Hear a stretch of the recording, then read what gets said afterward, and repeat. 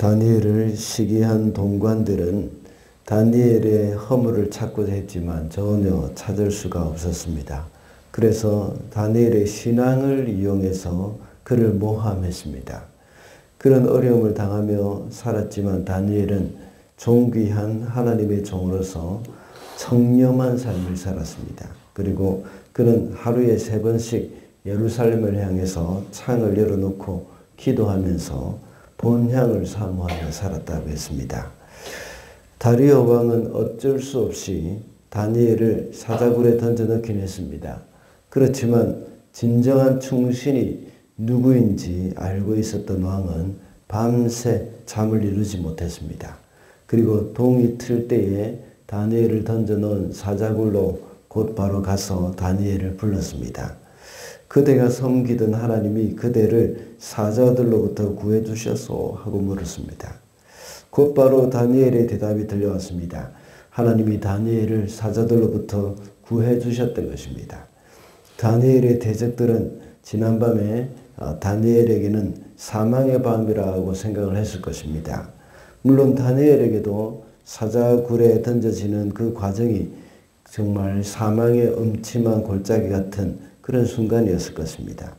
그러나 시편 23편에서 다윗이 고백한 것과 같이 다니엘은 해를 두려워하지 않았습니다. 왜냐하면 주께서 다니엘과 함께 하셨기 때문입니다. 그래서 오늘은 이 사망의 음침한 골짜기라는 제목으로 말씀을 살펴보고자 합니다.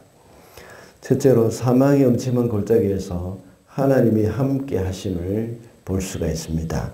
22절 말씀입니다. 나의 하나님이 천사를 보내셔서 사자들의 입을 막으셨으므로 사자들이 나를 해치지 못하였습니다. 그것은 하나님 앞에서 나에게는 죄가 없다는 사실이 드러났기 때문입니다.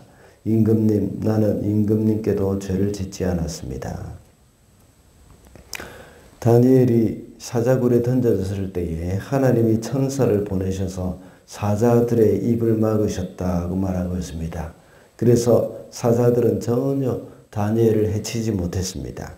다니엘에게는 사자굴이 바로 사망의 음침한 골짜기였죠. 그런데 거기서 하나님의 천사가 도와주었습니다. 다니엘서 3장에 보면 풀무불 속에 던져진 이 다니엘의 세 친구도 역시 풀무불이 그 사망의 음침한 골짜기와 같은 곳이었습니다. 그러나 그 풀무불 속에 신의 아들과 같은 존재가 그들과 함께 거닐고 있었습니다. 그때 다니엘의 친구들은 전혀 상하지 않았습니다. 그와 같이 이번에는 사자굴에 다니엘이 들어갔을 때에 하나님의 천사가 나타나서 보호해 주었습니다. 어떤 학자들은 이 천사가 풀무불 속에 있었던 그 신의 아들이라고 말하는 분도 있습니다. 그렇지만 정확한 것은 하나님이 특별히 보내신 사자임을 우리가 알 수가 있습니다. 하나님은 평상시에도 우리와 동행하시지만 특별히 사망의 음침한 골짜기와 같은 곳에 있을 때에 더욱더 우리를 굳게 붙들어 주십니다. 혹시 삶 가운데 여러 가지 고난 중에 있는 분들, 또 하나님이 그분들에게 특별히 함께 하시는 순간임을 우리는 잊어서는 안 됩니다. 경제적인 어려움, 또 건강의 문제, 또는 이해할 수 없는 인생의 여러 가지 고뇌 때문에 잠시도 우리의 마음이 편할 날이 없다고 생각될 때 하나님이 우리와 함께 하신다는 것을 우리는 기억을 해야 합니다. 인생에서 사망의 음침한 골짜기는 우리의 힘으로 벗어날 수 있는 것이 아닙니다. 우리가 벗어나려고 우리가 발버둥 치면 칠수록 사자와 같은 들짐승은 더욱더 음흉한 미소를 띠면서 우리에게 달려들 것입니다. 다니엘은 사자굴에 던져졌을 때에 들어가지 않으려고 발버둥 치지 않았죠. 사망의 음침한 골짜기에서 우리는 내 힘으로 벗어나려고 하는 대신에 주께서 함께 하신다는 것을 우리가 굳게 붙들고 우리가 하나님을 의지해야겠습니다. 그렇게 할 때 그 사망의 골짜기를 우리는 휘파람을 불면서 통과할 수 있을 것입니다. 둘째로 사망의 음침한 골짜기에서 대적의 심판을 볼 수 있습니다. 24절이죠. 왕이 명령을 내려서 다니엘을 헐뜯은 사람들을 데려오게 하고 그들과 그 자식들과 아내들을 사자굴에 던져 넣으니 그들이 굴 밑바닥에 닿기도 전에 사자들이 그들을 움켜서 그 뼈까지 부수뜨렸다. 왕이 이른 아침에 다니엘에게 달려갔을 때에 하나님이 다니엘을 보호해 주셨다는 것을 알았습니다. 그리고 다리오 왕은 다니엘을 모함한 사람들의 가족까지 붙들어서 사자굴에 던져 넣어버렸습니다. 그때 사자들은 그들을 굴 바닥에 닿기도 전에 뼈까지도 부서뜨려 버릴 정도로 사납게 그들을 삼켜버렸습니다. 하나님이 다니엘을 위해서 사자들의 입만 막으셨던 것이 아닙니다. 입만 막아놨다고 해서 그 힘센 사자들이 다니엘을 해치지 못할 리가 없습니다. 사자들을 온순하게 만들으셔서 마치 반려동물같이 다니엘 곁에 있었다는 것을 우리는 알 수 있습니다. 그러나 하나님의 보호로 인하여 다니엘의 대적이 굴 속에 떨어졌을 때는 그들을 단번에 잡아먹고 말았습니다. 개와 같은 그 반려동물은 주인에게는 온순하지만 주인을 해치려고 하는 도둑이나 대적들에게는 아주 사나운 짐승으로 바뀌는 것과 같습니다. 하나님의 이런 여러 가지 방법으로 하나님의 사람을 보호하시지만 대적들을 심판하신다는 것을 알 수 있습니다. 그러므로 우리는 사망의 음침한 골짜기와 같은 시간을 지나는 동안에 우리를 괴롭히는 대적들이 심판을 받게 될 것이라는 사실 우리는 기억해야겠습니다. 이것이 바로 승리의 날이죠. 지금 우리가 힘겨운 시간을 지나고 있지만 궁극적으로 승리는 우리에게 있다는 것을 생각할 때 우리는 그 어려움을 잘 이겨나갈 수 있습니다. 풍랑이 있는 바다를 향해서 이 항해하는 가운데 두려운 마음이 있는 것은 두려운 마음이 있는 것은 당연하지만 그러나 우리가 항구에 무사히 도착할 수 있을 것이라는 그런 믿음이 있다면 우리는 그 항해를 잘 지나갈 수 있을 것입니다. 마치 놀이동산에서 청룡열차를 탈 때 청룡열차가 이제 마지막에 잘 도착할 것이라는 그런 믿음을 가지고 탈 때와 똑같죠.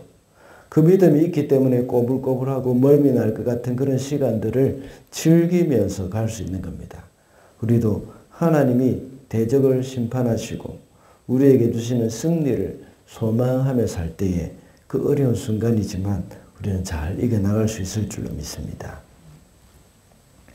마지막으로 사망의 음침한 골짜기에서 하나님이 높아지십니다. 26절과 27절입니다.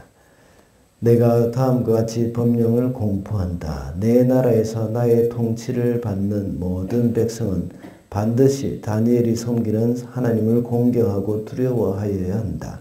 살아계신 하나님이 영원히 다스리신다. 내 나라는 멸망하지 않으며 그 나라는 멸망하지 않으며 그의 권세 무궁하다. 그는 구원하기도 하시고 건져내시기도 하시며 하늘과 땅에서 표적과 기적을 행하시는 분 다니엘을 사자의 입에서 구하여 주셨다. 다리오 왕은 다니엘을 사자의 입에서 구하여 주신 하나님을 온 나라에 선포하면서 하나님을 공경하고 두려워하여야 한다고 말을 합니다.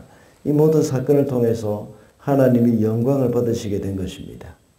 바로 비록 다니엘은 사자굴이라는 그런 사망의 엄침한 골짜기를 지났지만 그 시간이 지난 후에 하나님이 높아지셨습니다.